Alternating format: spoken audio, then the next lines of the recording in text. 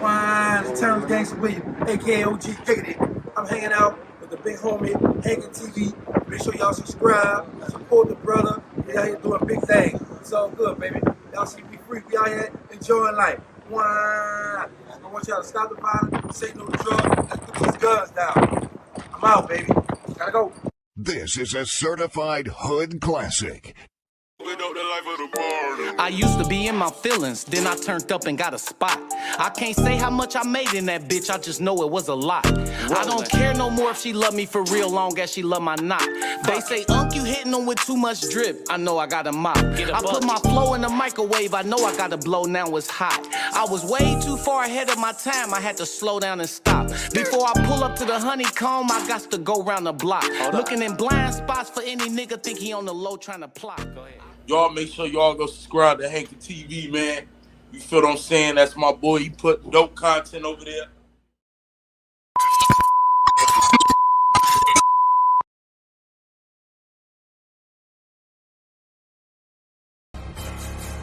The maid, or if you the motherfucking bodyguard. Everybody get extras around here, French benefits. Everybody travel from place to place and kick it with each other, and every place is like home.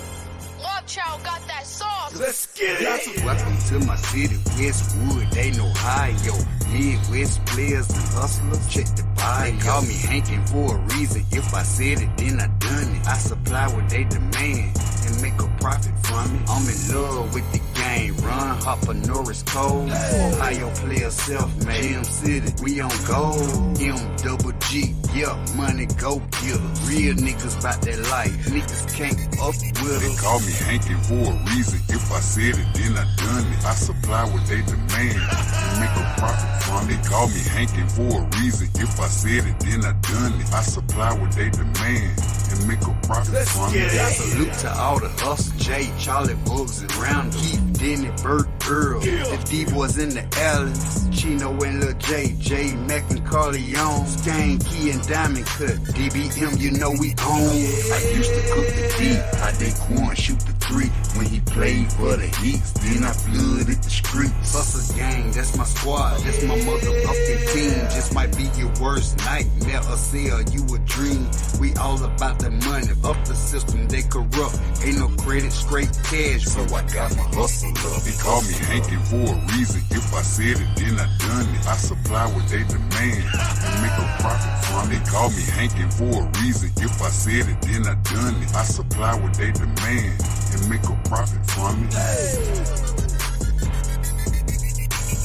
Matter of fact, after you leave here, you end up getting your teeth on something and coming up with something better. You know what I'm saying? Like a new car, new house, maybe kids get to go to school, private school, paid for, courtesy of the mob. You know what I'm saying? We pay. You know, that's simple. A lot of niggas don't like to spend their money. We love to spend our money. We can't take none of this shit with us. None. Ain't no armored trucks pulling up at no funeral. Simple.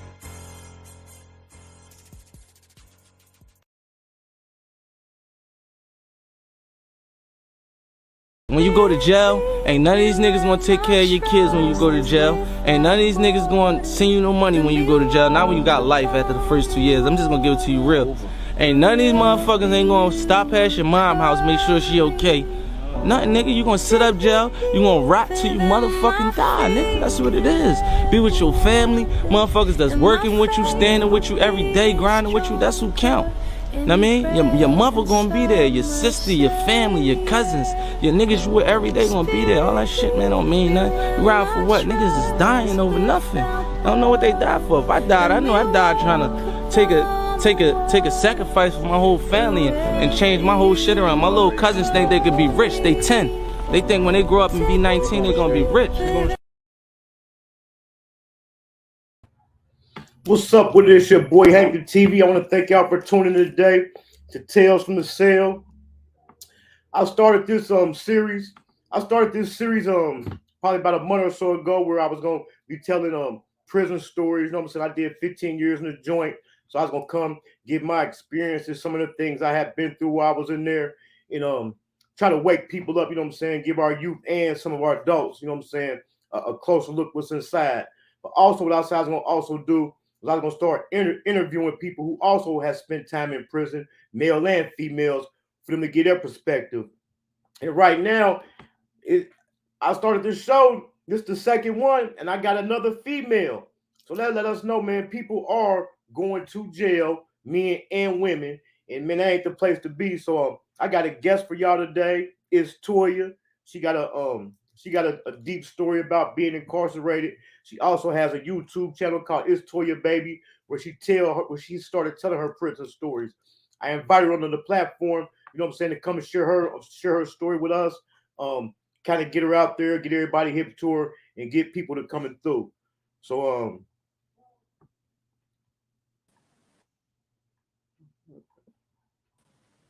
Hey, Hankin. um,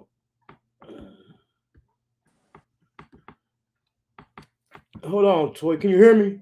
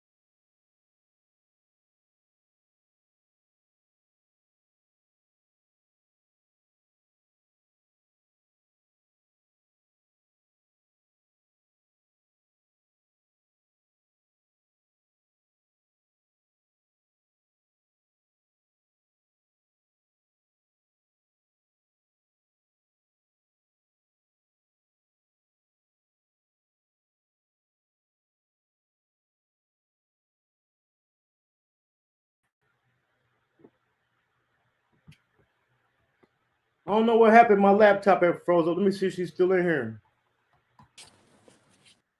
Okay, there she goes. You hear me? Yes, I can hear you. Man, I don't know what happened. Man, that was a nice intro. All right, cause like I Yeah, it was was. my laptop froze up for some reason. I ain't never had that happen. But like I was saying, we got Is Toya. Like I said, she got a YouTube channel called Is Toya Baby, where she started telling her prison stories. Like I said, I was gonna bring her on today to share hers. So if can you go ahead and introduce yourself? Well, my name is Toya. Well, my name is Toya really, but I go by Toya Baby on YouTube and Instagram. And yeah, I started coming around on YouTube due to like the Mo3 investigation.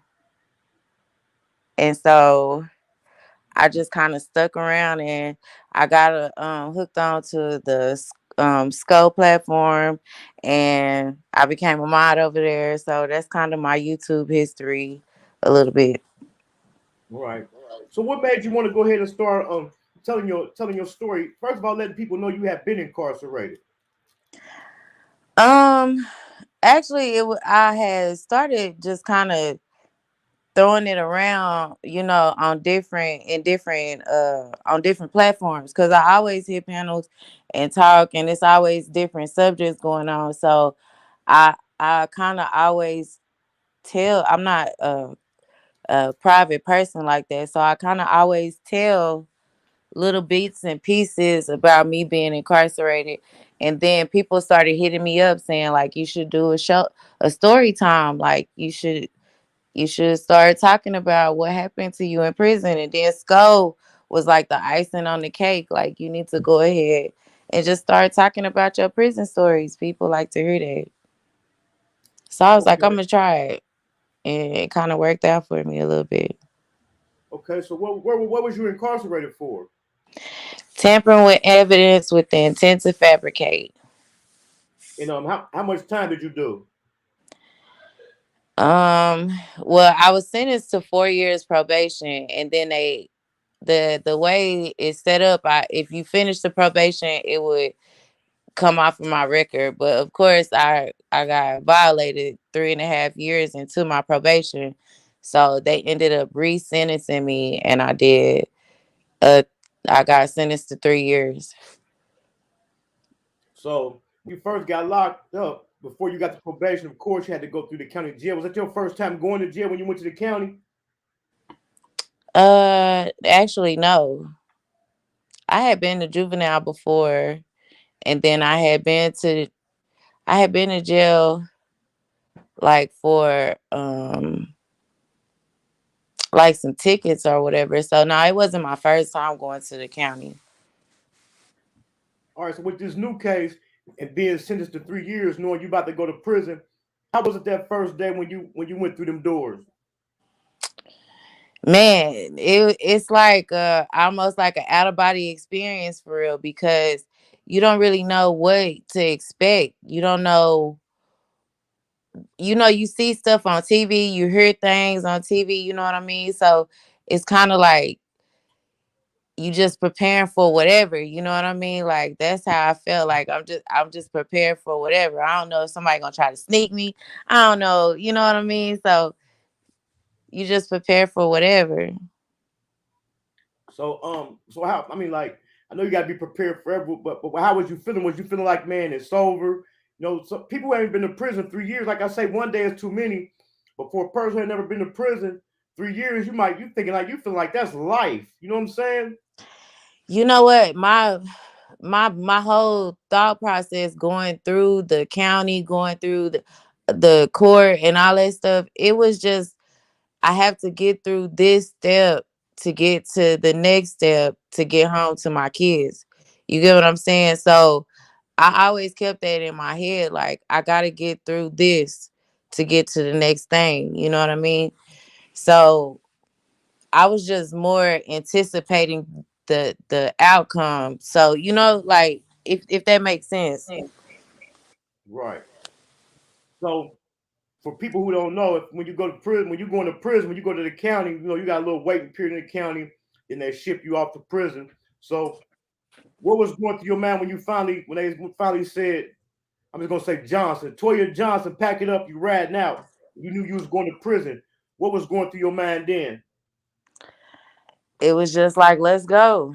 You know what I mean? Like, let's go. Because they have you sitting there for a few weeks. Like, you already have your time, your sentence. You know what I mean? So they have you sitting there for a few weeks, and it's kind of like, come on, let's go, because county food is high. They always tell you like the state food is better than what they serve you at the county. So it's kind of like you kind of anticipating like, okay, let's get this show on the road. You know what I mean? Like, I don't want to keep sitting here when my time needs to go ahead and start. I can't make parole until I get out of here. So Right. I was more so like, let's go, let's get this over with. So by you saying you had been a juvenile before, you know what I'm saying, when you was younger, did you ever think that did you clean your act up or ever think you would be in prison one day? No, I never thought I'd be in prison. Never. That's why I said it was kind of like an out of body experience. I never thought I've always been like a fighter. So that was my juvenile. It was like I had got an attempted assault on my juvenile record. So yeah, I had cleaned my act up a little bit. If somebody jumped out the line, but nobody was calling the police for fighting. So I never thought I would be in prison, period. Right. So okay, so you got packed up from the county, you going to prison. How was it when you finally stepped through the doors in a women's adult prison? It was like you look at that barbed wire at the top, you know what I mean? Um, you see the COs and you hear all these girls like talking loud, it's a loud experience. So I kind of like I like to say I kind of just zoned out and took it for what it was. I was scared deep down inside, but at the same time it was just like I told you, my mind frame was I gotta get through this to get back home to my kids. I got it, whatever it is. So the feeling is just like it can be overwhelming if you don't process what you're about to go through. You know what I mean? It most definitely can. So when you was in county, what was some of the horror stories you heard about going to prison? Ah man. Okay, like they told us it was a girl, like it was a legend of a girl that used to like like she would act like she wanted to talk to you, you know what I mean? Like be your girlfriend or whatever. But then if you pissed her off while y'all was together, she would put razors in between her fingers and like finger you and cut your shit up. What? You know what I mean? Or of course the lock sock. People putting locks in the sock and beating your ass with it, like. So yeah, that was some of the horror stories. But at the same time, it was girls in there like, man, if you just mind your business, it ain't like what everybody say. You can either get caught up in the bullshit or just mind your business and do your time. You know? Right. I did all my time. I did all my time in Ohio, in Ohio Department of Rehabilitation and Corrections, and and we had a legend going around. It was a legend of a person that was locked up. They was doing a long time, and they called him Boxing Betty. It was a Mm-hmm. punk. It was a punk, but he had hands. And the legend was, you would get in there, he'd beat you up, and he'd do some things to you. So that was one of the legends we had up here. But it was, once you get in there, all them legends turn out to be False. bull crap. So Yeah, it be false. You know what I mean? But it be shit going on. I ain't gonna care. But at the same time, you just gotta do your time. And And however you do your time is what's gonna happen to you. If you get in there and be on that rah rah, I'm tough, I'm all this, I'm that.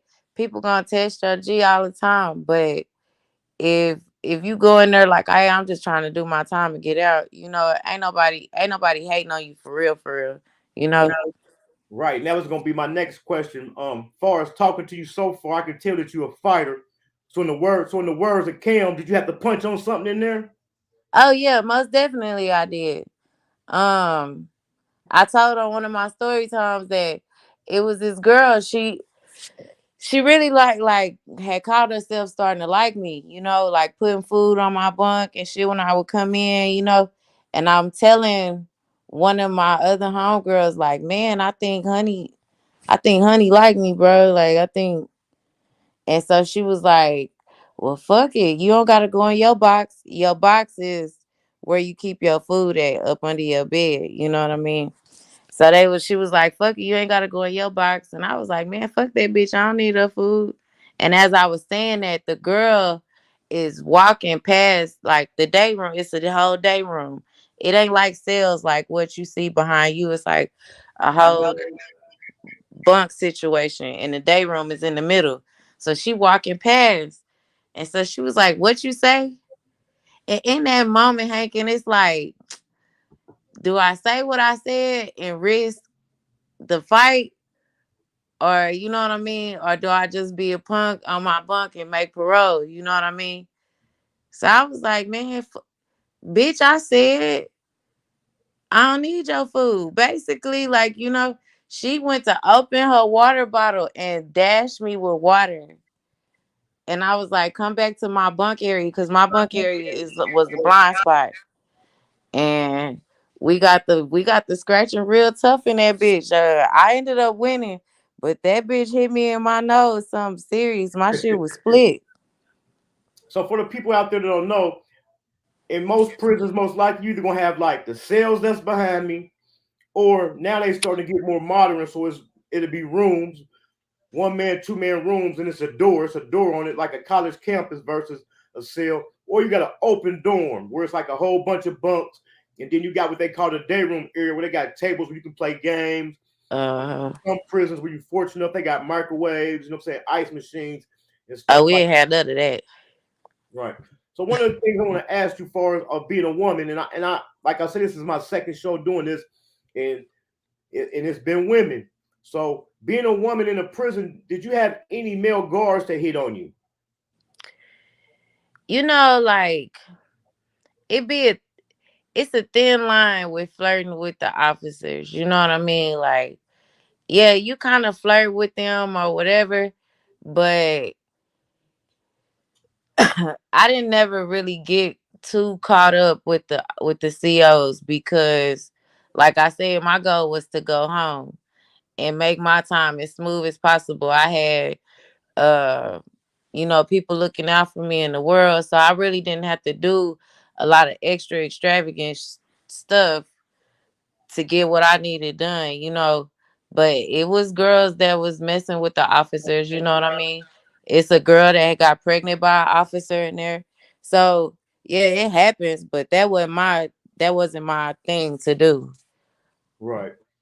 And then it ain't like I'm about to snitch because everybody all know it's in the news and everything. But when you in prison and then during a short time, but especially when you're doing a long time, people tend to get relationships with the officers because the officers is the one that's bringing, you know what I'm saying, gonna bring you what you want. You know what I'm saying? When I was an officer, Right. when I was in there, I said when I was an officer, damn, you knock on wood, hell no. But when I was in there, I had knocked off me an officer, and she'd have brought me anything in there. If I wanted a horse, and she could have got in there, she would have brought it. You know what I'm Right. saying? And it's a big thing going around with officer and inmate relationships, and people don't know when officer get caught messing with an inmate, that's an outside case for them. You know what Right. I'm saying? But no matter in life, no matter what happens, you can't stop people from liking who they liking. Although in prison, it's pretty much like a game. You know what I'm saying? Right. See, So me, that's why I know I could never really work in a prison for real because I would be too, even before I did my time, I would be too lenient towards the inmate. You know what I mean? Unless they did some old weird shit, but like I would be too lenient towards the inmate. And then them COs be making money in there, like yeah. big bags, you know? You got realize right now, iPhone. I got a couple cats locked up now. I'm gonna have some guys on the show. I'm gonna have a guy on the show. He just came home from doing 32 years. I got another guy that's locked up. I just talked to him last night. He been locked up 31 years.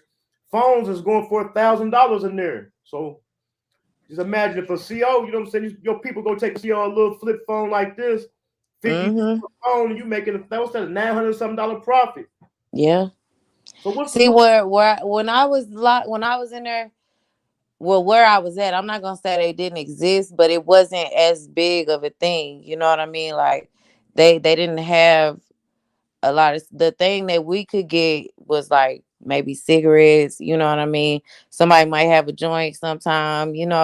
But never did we really have like large quantities of nothing because I feel like on the women's unit, the COs really don't like you like that. You know what I mean? Like you get cool with a couple of them, but I ain't never meet one that was willing to risk their job to bring nothing. right. I'm gonna take it as to when you're doing something like 3 years. Yeah, you don't get to see the real Yeah, ins and outs and shit. you can see daylight, so you ain't really trying to get tied up into the prison politics. Hmm. When you're doing time, you know what I'm saying? I ain't really gonna say like I was doing, but when you're doing a significant amount of time, you're trying to make things happen any way you can. You know what I'm saying? Man, I had my celly tell me, uh, Toy, this is how this is the rest of my life. You know what I mean? Like I got a life sentence. And This that's why I my was gonna, whole. and that's You why I was know, gonna ask like you. so you How, have to look at it like that's how you start to look at it. Like, yeah, when I got to that other unit, you start getting comfortable and stuff. But at the end of the day, it's like, yeah, I'm maneuvering around. I'm getting used to being here. But at the same time, I always roll with people. Did y'all call it riding when you sit there and reminisce about being free? nah, we didn't call it riding. I don't know. I forgot what we called it, but we used to walk the track. You just walk the track and just kick it. Yeah, we would like even if you was laying in your bunk, if you just be like, come on, ride with me. And you just be riding, talking about the free world. You know what I mean? I always rode with people that talked about going home. I didn't ride with people that would be like mentally stuck there or they had a long ass time. They didn't see no way other than jail, you Right. know? It was institutionalized. Yeah.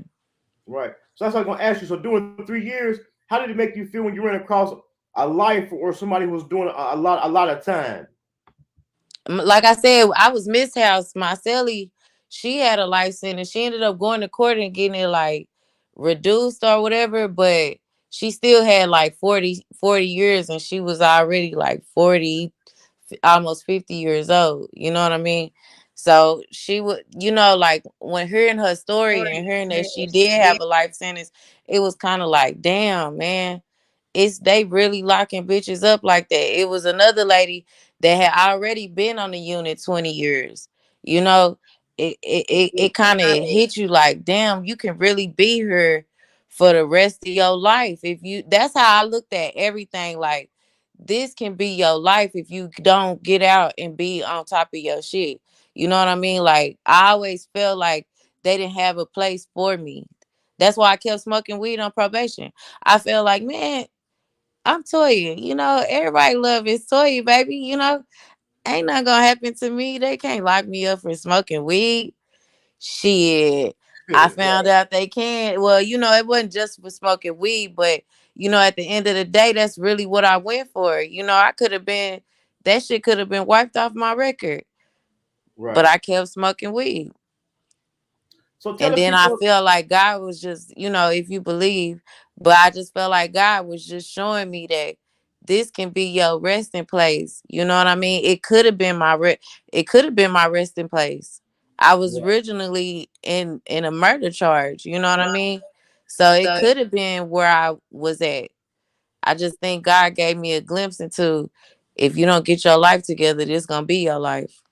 Right. You was blessed enough, like you said, to have outside support. So tell the people how it is for the people in there who don't have outside support. Oh yeah, like I said, at one point, my ex-husband was my support. And I had my sister, well, not my real sister, but my sister and her mom, like people looking out for me on the mail situation. But it was at a time where my ex-husband had kind of just stopped writing and stopped putting money on my books. I had to wash clothes. People was dropping their laundry off in front of my bunk for me to wash clothes for them. That was my thing. I was washing clothes, or sometimes like I would see girls do stuff like get shit out the kitchen. Like if you a kitchen worker, you can get like seasonings and different meats and stuff like that you can't get on commissary. So I would see girls hustling food, hustling stamps, playing dominoes for stamps. We called them flying flags. It was different hustles that people would pick up on, braiding hair, anything, artwork. Right. And in there, what it could become, it could become a cycle. Because for the people who don't know, when you in there, you got a prison job. You might work in the kitchen. You might be what they call a porter, where you clean up. They got different jobs in there, and you do get, we're gonna say, a welfare check every month. They call it state. Nope, not in Texas. I gotta get into Texas. You work for free down there, where you work for good time and stuff like that, but they don't pay you. Well, in Ohio, like I was saying, you'll get $18, $21 a month. So if you ain't got no money coming in, $18, $20 a month ain't nothing. That's nothing but hygiene. Mm-hmm. So what they got in there, they got people what they call store men, a guy who got a store. So you might go get a honey bun, and on store day you owe him two back. You know what I'm saying? Yeah. Like another hustle in there. So it's really like a dog chasing his tail. Because if you ain't got no money coming in and you going to get stuff from the store man and you owe him double, when we got state pay, when your state pay came around, you was back broke again. Right.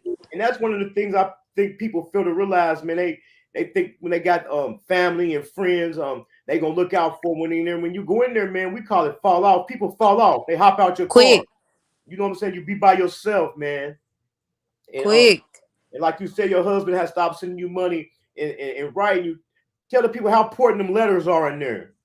Oh man, mail call come every day except Sunday. Well, Saturday and Sunday, right? Mail call come every day around like 6 in the evening. So that means you done went all day wondering if somebody gonna write your ass. You thinking like, what's gonna be in the mail today? Then mail call come and it's like bunk. I'm bunk 21. They go 19, 20, 22. That's the most devastating feeling in the world when they skip over your bunk. Everybody running to the CO getting their mail and shit, and they skip over you. And it be like, all right, tomorrow I'm gonna get some somebody gonna send me something tomorrow. Right. Tomorrow come, they do the same thing. 20, 22. You be like, damn, that shit be hurting. So mail call is a motherfucker, man. So when you was in there trying to make parole and stuff like that, was you taking any programs? Oh yeah, I did parenting. See, that was the way that I didn't have to work. You know what I mean? So I did parenting. On the first unit I was on, you had to work and go to school. But then when I got to the other unit, they put me on that field squad where you had to go and work in the field like a slave. So I started applying for different school activities. So I did cognitive thinking, and it's like a recidivism course that you do. I took some Bible classes, you know what I mean? But I already had my high school diploma, so that counseled me out of school work, you know what I mean? So I just took I took typing, learn how to type, So what was the average day? What's your average day routine? What's the average day routine and what was in prison? Shit, you wake up probably like 4 o'clock in the morning for breakfast shower. Then you go to chow, you come back, they do a head count. After the head count, then the day room open. And then you can go to the day room throughout the day, like people going to school, people going to work. I didn't have to go to work until like the later part of the day after dinner child. So I'm chilling around in the break in the day room for the most part. Um, you just shooting the shit with different people. And then they call dinner child. Then I would go to work until about 11 o'clock. And my first job, I was a SSI, that's a janitor. Right. So yeah, that was my first. But I had three jobs. I was a SSI. I worked in the field squad, and I worked in the kitchen. And we already know being in prison, it's a very depressing place. You know what I'm saying? People be doing a lot of time in there. Was there any situations in there where a person took themselves out? Yeah, like one day they had I can't remember if it's called KOD or POD, but they had gave everybody their meds. They were short. The nursing staff was short. And that was like the big unit that I was on. And they had gave everybody their meds. And the lady sat there and took all her meds and killed herself. Mm. Yep. So this is the most time where a person can't sleep. So how was it? What was going through your mind like the night before you knew you was going home? I didn't sleep. I didn't sleep. I kept thinking like, like you be ready for the day, like you be the whole time you getting it, the whole time you there, the whole time you doing your time, you thinking about the day when they finna tell you to pack it up. So that night, like I just couldn't sleep. I stayed up all night, just ready to get the hell up out of there, but at the same time, nervous for what was waiting on me when I got out there. I knew I was getting out to nothing for real. So yeah, I was up all night. And people don't really we really don't realize how quick change. So tell the people how much things had changed just the small time of 3 years of being gone. Um my living situation changed dramatically. Like I was living in one city when I got locked up, and then my ex-husband had moved to another city, and then I'm coming home to my ex-husband. Now he's incarcerated. He just signed for 3 years. So I'm coming home to nothing. My kids are all displaced. Like um yeah, everything had changed. Right. Everything. It's Even the way my brother looked, the way my sister looked, like everybody looked different. Even the freeways, coming home and just seeing the freeways had changed. Looking and seeing like different buildings that was open that's now closed. Like just different. It was almost overwhelming coming home. right. It what was different for me by being in there, you know what I'm saying, the dorm or whatever, by the place being so big. When I came home, being in the house, everything just seemed small. Right. The when I came home, I think just the place that I felt comfortable mostly was the bathroom. Like I spent a lot of time in the bathroom. Just I think because it was small. You know what I mean? Right. And that's what dang, it's like you answering all the questions I'm about to ask you. So and that I guess that's the commonality of doing time. Did you experience people telling you like, man, you institutionalized? No, not really. Like the thing is like I would try to catch myself from doing different stuff. Like I remember the second day I had got home, and I just wanted something quick to eat. And I was like, I'm finna make me some noodles. I get the noodles, Hankin, and just start throwing them on the floor. Just out of pure habit, not even thinking about what I'm doing, just start smashing them on the floor. my oldest son come walking around the corner counter like, Mama, what are you doing? I was like, ah, shit. I'm not in prison anymore. I don't have to do that. You know what I mean? And then just the time frame, waking up and then, eating free world food and coming home. I mean, eating that state food and then coming home to free world food. That shit'll fuck your stomach up, man. Right. And for the people who don't out there who don't understand what she's saying, when you got your pack of ramen noodles, people tend to throw them on the floor to break them up. But the reason I did at first, but I stopped throwing them out on the floor. I just started taking the pack and breaking them like that. Because I started thinking like, man, I'm throwing my soup package on this floor, and then I'm cooking and touching my food. You know what I'm saying? Because I'm like really Oh OCD. yeah. I just start breaking them up in my hand. But that is a habit a person to find themselves doing when they do get out. If they eat a ramen, they're taking it and slam on the floor. You know what I'm saying? To break it up. So what's a message you got for young people, especially females that might be out here doing something that's leading them in the path to go to prison? I had a CO that I used to talk to all the time. She was like real down to earth. And I think some of the conversations we would be having, we really weren't supposed to be having, but she was cool and I was cool too. But she told me, she was like, just 1 second, really 1 millisecond of not thinking can change your life. You know what I mean? So if you already know you on that path of, you know, shit is happening, I feel like when you have a thought, you need to think about that thought like 3 or 4 times. You know what I mean? To make sure you making the right decision. Because once you get behind the bars, you're gonna be thinking of every possibility of how you could have not been in that situation. I feel like just think 3 times before you make a decision on anything that can lead you to some jail shit. And we all know what can lead you to some jail shit. You know what I mean? We Right. already know.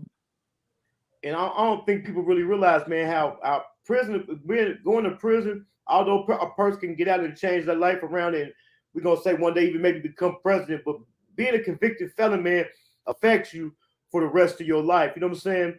Um, Hmm.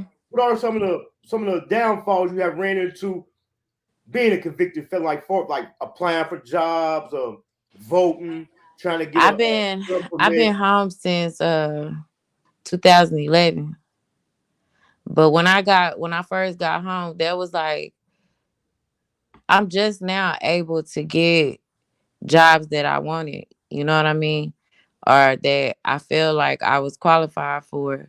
I'm just now able to do those things because once that jacket is on your back, my felony was the lowest felony you could get before, I mean, after state jail, And so just me coming home and saying, yeah, I'm a felon. I couldn't get no job. I couldn't get a place to stay.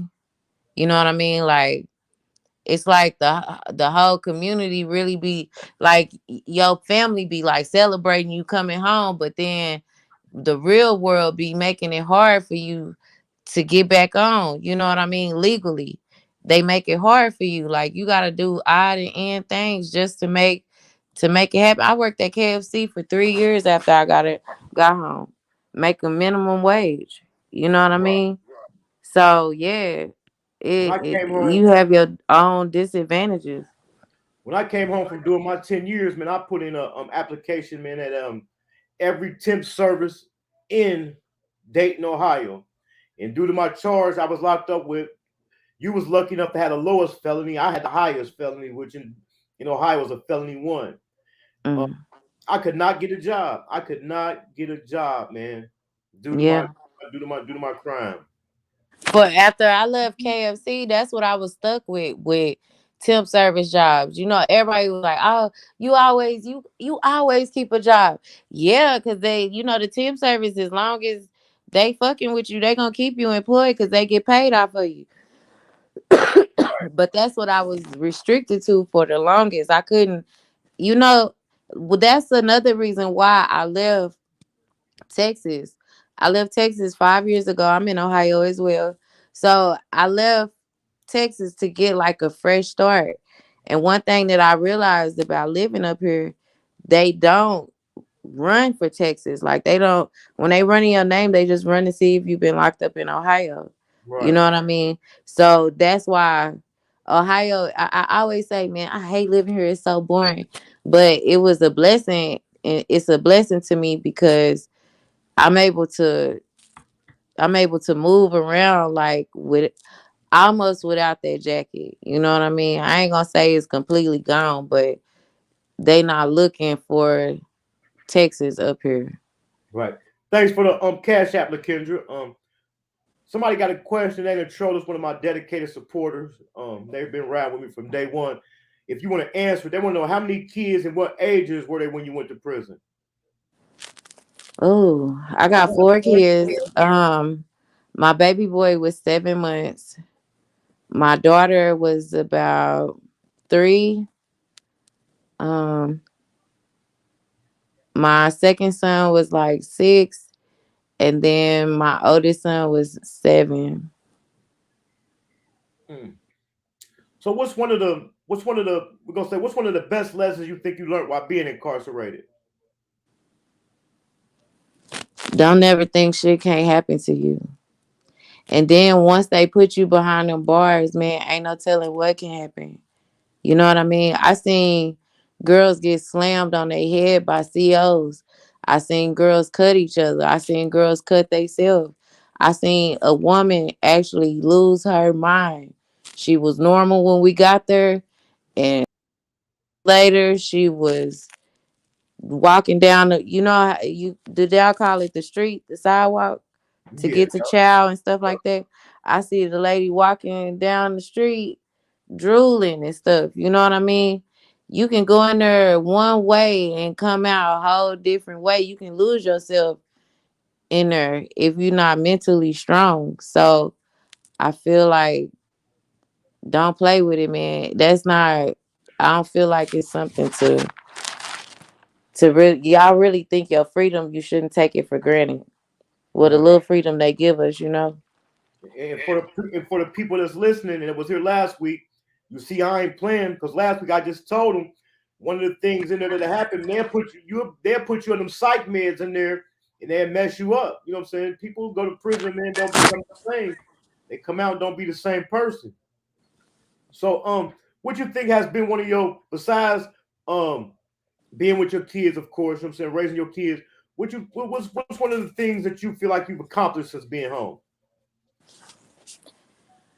Oh man, Hankin, when I got home, like I said, I was homeless. Uh, I ain't have my kids. I couldn't find no job and shit. You know, life was real fucked up when I first got home. But now I look at my life and you know I got a 4 bedroom house. You know, with a basement. I'm a supervisor at my job. Uh, I got my oldest son graduated, went to college. You know, my second son, he in school. You know, my baby boy is a football superstar, and I have been a positive influence on them throughout the way. Like me going to prison didn't it was a statistic. They was like if by you being in prison your kids incarceration rate goes up like 25%. They used to show us the pamphlets, but my kids ain't never been in jail. You know what I mean? They ain't even on that path of being in the streets, hanging out, doing none of that shit, you know? So my biggest accomplishment is that I turned that shit into some real good shit. You know what I mean? You know what I mean? That negative really turned my life around into a positive for real, you know? Right, right. So I know you told us when you first came in, but for the people who wasn't here just coming in, tell the people about your YouTube channel. Well, you know, I started YouTube because I had some things that was going on. Like Okay, I don't know if y'all know about the Mo3 troll beef sector or whatever, but it's a lot of stuff that goes on over there. And so instead of always hitting panels or waiting to hit a certain content creators panel to address what I wanted to address, I went ahead and hit my own live button. And that's what made me initially start going live. But then you get tired of the mess and drama and going back and forth, and I always said if I wanted to speak publicly, then I wanted my kids to always be able to look back at it and say, my mama was on some real shit. You know what I mean? She wasn't on this app acting stupid, acting crazy.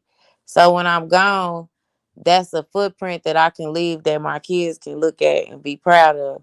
So what it is just I talk about different things that's going on in politics, celebrity news, my life, different news stories that just touch me different. You know what I mean? That's interesting to me, and I just talk about it. I'm able. I don't know. I can talk. So whatever I feel like is an interesting story, we gonna talk about it. Right. And what days does your prison stories air? I haven't really set out a date. You see, I did those two like back to back. If you notice, so what I want to do is start doing something like story time Saturday or Sunday. You know what I mean? And just sit down and tell my prison stories or whatever story about my life because my life is interesting. I think I've been through a little bit of everything, so I feel like prison. I'm gonna tell my prison stories, but I also want to tell like my real life stories as well. Right. So what do you do out? Do you do anything outside of that? Do you like got a business or a hobby or something you can do that you do that profits? No, not really. The YouTube is a hobby that I like to do. It's not even nothing that I'm like, oh, I got to get the bag off of here. It's just something that I like to do. I go to work, I take care of my kids. I'm just glad to have a job that I'm proud of. You know what I mean? So, and that is paying me what I'm worth. So, everything else, I ain't really thought about what I wanted to do as far as extra hobbies to make me money because I work all the damn time, Hankin. Right. And being the lesson, we about to start wrapping up.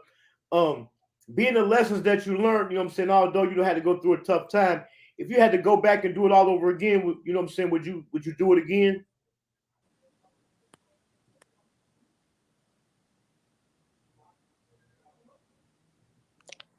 I I would do it again. You know why? Because I feel like I'm stronger. I'm a more wiser person. I make more conscious decisions because of everything that I've been through. You know what I mean? Like if I hadn't been through those things, then I wouldn't be the amazing black woman that I am today. So I wouldn't change nothing. And it's ironic that you say that because although I did a lot of time, I say the same thing. I feel like if I hadn't been through the things that I've been through, I wouldn't be the person, you know what I'm saying, I am today. And one thing people don't think about is although we was in there, you know what I'm saying, and away from our families and going through certain things, that might have saved up for something worse. Yeah, definitely. I was a wild kid. You know what I mean? I was a wild child. I made decisions without thinking all the time. You know what I mean? I always felt like my heart was gonna lead me in the right direction, not consciously thinking. Just running with what felt good at the time. And so you life lessons will teach your ass that you need to sit down and think about some shit before you just start running with people and doing different things and getting away from what your grandmama taught you. Right. So what has the response you've been getting from your prison stories? That it was really good. A lot of people are surprised that I've ever even been to prison. You know what I mean? Like a lot of people are just surprised, like, dang, I ain't know that you really done been in jail. Like, I ain't know you don't even seem like that type of person. But what is that type of person? You know what I mean? Like, what is that type of person? You could be that type of person. It's a judge. You live in Ohio. It's a judge and his wife committed a hit and run out here, and they they about to be released now, but just that minute of not thinking, they hit somebody and drove the hell off, scared. Changed Right. his life for forever. He a judge. Yeah, we So didn't have a what is lot that of. type of person? They always think that a convict or a felon is somebody that is uh rough, scarred up, tattoos, looking crazy, but anybody can get a state number for real. All it take is a millisecond. That's the same thing I just tell some of the officers when I was in. I get into it. We're like, man, you ain't nothing but a rock throw away from here yourself. You know what I'm saying? Right. That's And definitely true, man. like you were saying, people think just because you've been incarcerated, you know what I'm saying, you're a bad person or something. But we pretty much know from the things you've been telling us, you know what I'm saying. You might not can see the comments, but somebody was saying that your story is amazing. They is proud of you. Tell the people who Toya is. Tell the people who Toya really is as a person. I feel like I'm a fun person. I like to have fun. I have a genuine heart. I genuinely have a heart for people. Sometimes I feel like that shit can get me in trouble. That's why I said I have to think more than going with what my heart tell me. You know, I'm an open minded individual. I think outside the box all the time. Um, I'm always trying to push myself. I'm very resilient. I'm always trying to push myself to do something different. Look at me. I'm from Texas. I live in Ohio. I'm like one of the first people in my family to actually move out of state and live there. You know what I mean? Like, I think I might be telling the story, but out of my cousins, I think I for real. Maybe Right. not, but but I'm actually living here. I'm actually doing this on my own. So yeah, Although you say it's boring, do you think you are more successful being in Ohio than you would in Texas? definitely, definitely. I think my kids came out because of where we live at. My kids are allowed to be kids. You know what I mean? They can walk around and be free to be unapologetically black and not have to worry about like police and it's racist people everywhere, but down south we was in a stop and frisk area, so if you fit the description, they can roll up on you, pat you down, slam you around. So I feel like even my kids are different. They got a different outcome in life just by me moving. Right. And for people out there who don't know, Ohio is a very important part of the Underground Railroad. You know what I'm Yes, saying? it is. When you be on the highway, I know you can always see the signs Dayton. I'm in Mm-hmm. well, I was born and raised in Dayton. I'm a little bit outside now in the suburbs, but where I'm at now is it's a church, but it was actual part of the tunnel for the Underground Railroad where I'm at. So Oh it's really? a church up here where I'm at, and that's where they was coming out at in the church through the tunnel. So it's Oh, very that's what's up. historic. I heard they had like a whole museum up here, but I haven't went since I've been here. I went to the Smithsonian in DC, but I haven't visited the Underground Railroad Museum That's here. Cincinnati. That'd be in Cincinnati. That's another one of the major cities in Ohio. It's Dayton, Cleveland, Cincinnati, Columbus. I live right outside of Columbus. Like the major cities. So tell the people the name of your channel where they can catch your prison stories at. It's Toya Baby. If you want to, you can follow me on Instagram. Under it's underscore Toya Baby.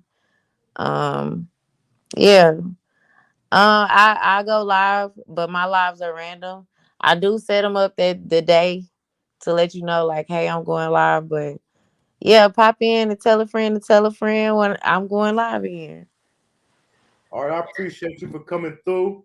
Like I said, I'm gonna keep supporting you.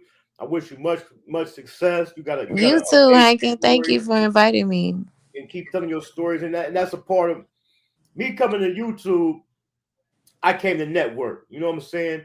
And I Right. was just saying it'd be some stuff going on, but I'm in the comments networking. You know what I'm saying? Right. You know, I seen you, I heard your story, and I heard you mention a few things. I'm like, damn, that'd be a good guest to have on my show. So man, it's all about working together. You know what I'm saying? And I just Well, want to, thank you for having me, Hankin. you know, we had a conversation. Don't pay attention to the trolls, man. Do your thing. It's bigger than that. You know what I'm saying? We on here chasing a bag, not friends. Yes, sir. And for all the moderators, drop your links. If I got a moderator, can you please drop Toya's link for me? If not, it's in the description of this video. So make sure y'all slide through and check her out. I know if you want to share your Instagram, I got your YouTube in the description, but I'll go back and also put your Instagram in there for you. Okay. All right, thanks for coming through. Well, thanks for having me, Hankin. And anytime you want me to pull up, I definitely will. Oh, don't worry, Um, we're gonna do it again. all right. All Well, right, thank thanks. you. Have a good day. You know, that was it's Toya. She had, like I said, she had a nice story about being incarcerated. Not a nice, but you know what I'm saying, a message to get through. Hit me up. Y'all see the comment. Kendrick got her book, man. Y'all better hit me. Had to start bringing it, showing y'all. Better hit me up. I don't know if y'all can see it. Get y'all a copy of it. Y'all can't see it. Hit me up. Get y'all a copy of Hankin in Love with the Game. It's cold. It's getting cold outside. Go ahead. Get your Hankin. I got Hankin definition t-shirts, long sleeves. For the people tuning in, don't know what Hankin mean. Hankin ain't nothing but another word for hustling. I just took it and put my own definition to it. When you can supply the demand and consistently turn a profit. So if you out there selling dinners, doing hair, Ubering, whatever, you Hankin. As long as you supply the demand and consistently turn a profit. This was Tales from the Cell. This is another series I'm running. Like I say, it's prison stories. It was designed. I had made it for me to tell my prison stories. I did 15 years in the joint, and I went through some things in there. Like I said, I had knocked off an officer in there, and if I wanted a horse, if she could get it to me, she would have brought it to me. So I definitely got some good and bad stories about my time. I want to share with the people and hopefully deter our young people and some of our adults, man, from going there because it's a multi-million-dollar business. And also, I got the show Hankin TV, so make sure y'all tuning in that. I got a dope guest coming on tomorrow, representing North Dallas, Texas. I got OG Big Lat coming through. He got music on what's the name? He got music on TV shows. He got music on movies. He gonna be coming in, tapping in with us about North Dallas, and telling us some stuff about the music game. All American. He got music on the TV series All American, and he also got music on the movie with Queen Latifah and Steve Martin called Money. If you ain't subscribed to the channel, go ahead and subscribe to the channel, man. Hit like on this video. When we first started, we had a little technical difficulty, but I don't know what happened, man. I got a brand new Mac computer, and for some reason it had froze up on me. That had never happened. You know, that was the enemy trying not to get this message out. But as you see, we got back rolling, man. I want to thank last week I didn't see it. I got my second device here. I want to thank Miss Tay for becoming a member. Yeah, man, go ahead and join the membership, man, because I'm telling y'all, I ain't just talking like people be talking about to have some exclusive offers for my members, man. Like I say, I'm here to network. I got a lot of connections, and I'm making a lot of connections. So my members gonna definitely be getting some perks, especially if you're an artist, you're a business owner, if you got a brand, if you're a member, y'all getting first dibs on everything. I'm telling y'all, I'm tapped in. I don't want to give too much because then that'd be the only reason people try to come around. But go ahead and become a member. It ain't even about the money. It's about showing loyalty, man. Building a team. You know what I'm saying? Just like I got in my name. JT, a hustler for life. Everybody should be a hustler for life. You know what I'm saying? So we definitely got some great things going. Like I said, hit me up. Get your Hankin merch. I got the long sleeves. It's getting cold out. I got the Hankin coffee mugs. Hit me up for a copy of the book. We promoting over here too. If you got anything you trying to get promoted, hit me up. You know what I'm saying? Right? Don't wait until it get to cooking and get me crying when I be talking about what I want. It's free right now. So if you got anything you're trying to get promoted, hit me up, man.